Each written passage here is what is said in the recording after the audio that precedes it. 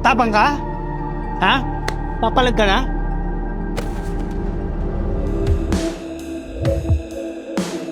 Nandiyan po ba si Josefa, yung sa apartment for rent?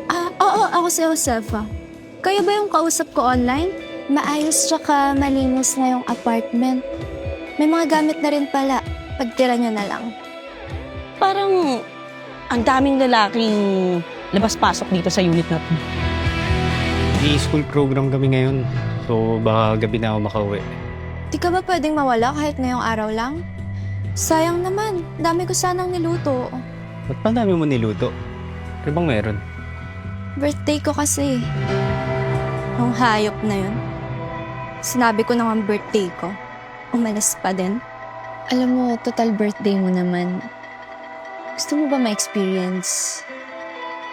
On the house na, hindi ka na magbabayad.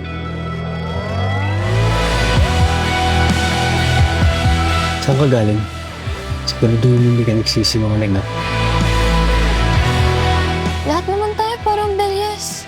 Nagpapagamit ng katawan sa trabaho. Nagpapaangkin ng ilang oras para sa kakarampot na kita.